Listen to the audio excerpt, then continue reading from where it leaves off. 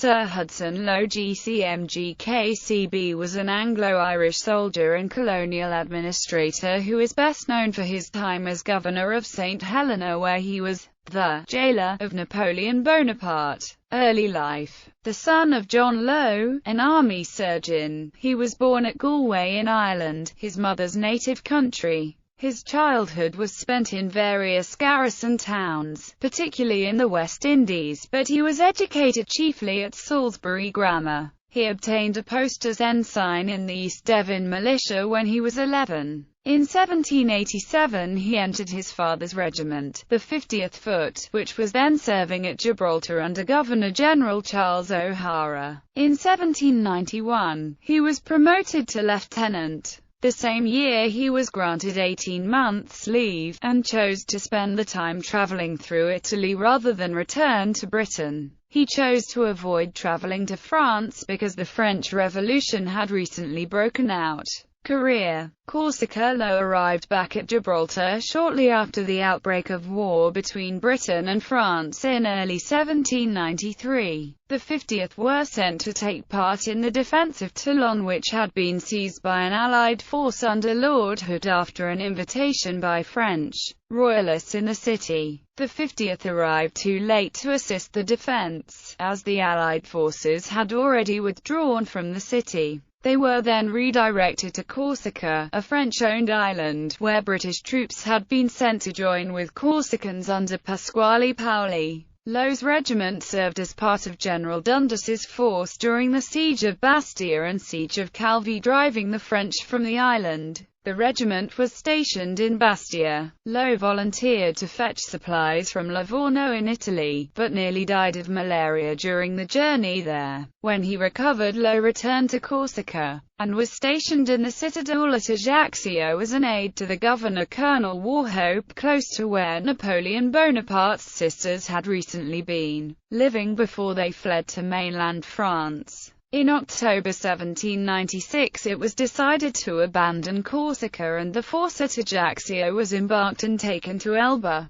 The following year Elba was also abandoned and Lowe was evacuated with his regiment first to Gibraltar and then to Lisbon. He spent the next 2 years as part of a British force which was placed to deter an invasion by French and Spanish forces. Lowe later saw active service successively in Elba, Portugal, and Minorca, where he was entrusted with the command of a battalion of volunteer Corsican exiles in the British Army, the Royal Corsican Rangers, who were trained as Baker rifle-armed light infantry. In Corsica he was actually billeted in the Casa Buonaparte. He led the Corsican Rangers in Egypt in 1800 to 1801. Napoleonic Wars. After the Peace of Amiens, Lowe, now a major, became Assistant Quartermaster General. On the renewal of war with France in 1803, he was charged, as a lieutenant colonel, to raise the Corsican battalion again, and with it assisted in the defence of Sicily. On the capture of Capri, he proceeded there with his battalion and a Maltese regiment, but in October 1808, Joachim Murat ordered an attack upon the island, which was organized by General Lamarck. Lowe, owing to the unreliability of the Maltese troops and of help from the sea, had to agree to evacuate the island. Sir William Napier criticized him, but his garrison consisted of only 1362 men, while the assailants numbered between 3,000 and 4,000. In the course of 1809, Lowe and his Corsicans helped in the capture of Ischia and Procida, as well as of Zante, Cephalonia and Cerigo. For some months, he acted as governor of Cephalonia and Ithaca, and later of Santa Maura. He returned to Britain in 1812, and in January 1813, was sent to inspect a Russo-German legion then being formed. He accompanied the armies of the Allies through the campaigns of 1813 and 1814, being present at 13 important battles. He won praise from Blucher and Gneisenau for his gallantry and judgment.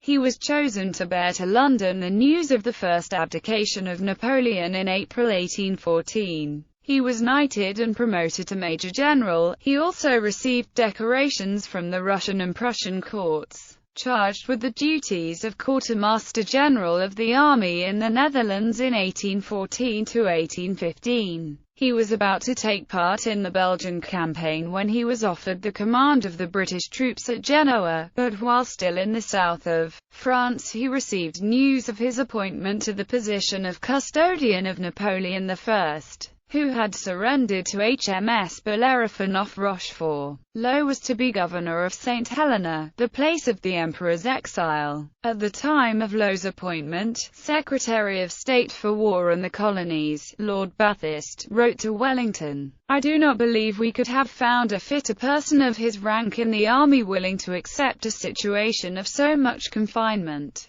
responsibility and exclusion from society." St. Helena. On his arrival at Plantation House, he found that Napoleon had an uneasy relationship with Admiral Sir George Cockburn, who had been responsible for conveying Napoleon to St. Helena, and was in charge of him pending the arrival of a new governor. Napoleon and Lowe had a stormy relationship, and only met half a dozen times. To a large extent, Lowe's hands were tied by his instructions from Lord Bathurst, but Lowe's lack of tact exacerbated the unavoidable friction between them. The news that rescue expeditions were being planned by Bonapartists in the United States led to the enforcement of stricter regulations in October 1816. Lowe ordered sentries to be posted round the garden of Napoleon's residence, Longwood House, at sunset instead of at 9 p.m. He assigned a British officer the task of catching sight of the emperor every day. Lowe created a set of petty rules that included restricting Napoleon to the Longwood estate and requiring that the British not address Napoleon by his proper titles, but only as a general. He demanded that Napoleon pay for part of his imprisonment, so Napoleon offered up some imperial silver for sale. This created such a backlash in Europe that the demand had to be cancelled. He refused to provide sufficient firewood. News that Napoleon was burning his furniture to stay warm again caused such a backlash of public sympathy that the supply of firewood was restored. All of this and more offended Napoleon and his followers, who campaigned against Lowe. Barry Edward O'Meara, the Irish surgeon, whilst initially providing information for Lowe, ultimately sided with Napoleon, and joined in criticisms from Las Cases and Montholin. The French, Russian and Austrian commissioners on St. Helena, whilst hostile to Napoleon, were also very critical of Lowe's conduct and found it impossible to get on with him. In addition, modern scholars debate Lowe's role in Napoleon's death. Certainly, his choice of Longwood as an estate was a good one for security but a miserable one for Napoleon's mental and physical health. Lowe's restriction of Napoleon to what amounts to house arrest affected Napoleon's exercise and general health. After the death of Napoleon in May 1821, Lowe returned to England. On the publication of O'Meara's book, Lowe resolved to prosecute the author, but his application was too late. But O'Meara's book was softer on Lowe than what the Doctor really thought of him and of his role of executioner at St. Helena. This is what transpires from the letters he passed clandestinely to a clerk at the Admiralty. Apart from the thanks of George IV at a levee, he received little reward from the British government, whose orders he had obeyed to the letter. His treatment of Napoleon and the subsequent public relations problems for the British government remained an underlying issue for the rest of his career. The Duke of Wellington later said that he was a very bad choice. He was a man wanting an education and judgment. He was a stupid man. He knew nothing at all of the world, and like all men who knew nothing of the world, he was suspicious and jealous. After St. Helena in 1825-30, he commanded the forces in Ceylon, but was not appointed to the governorship when it fell vacant in 1830. He was appointed to the colonelcy of the 56th Regiment of Foot in 1831, and in 1842 transferred to the colonelcy of his old regiment, the 50th Regiment of Foot. He was also made a Knight Grand Cross of the Order of St. Michael and St. George. Lowe died at Charlotte Cottage, near Sloane Street, Chelsea, of paralysis, on 10 January, 1844, aged 75. Family. In London on 16 December 1816, Lowe married Mrs. Susan Johnson, daughter of Stephen de Lancey, sister of William Howe de Lancey, and widow of Colonel William Johnson. She had previously had two daughters, one of whom had died, and the other married Count Balmain. They had 5 children, 2 sons, Hudson Lowe, born in 1816, and Edward William Howe de Lancey Lowe, born in 1820, and 3 daughters, Camilla, Frances Clara Maria Susanna Lowe, born on 26 August 1818. Lady Lowe died in Hertford Street, Mayfair, London, on the 22nd of August 1832.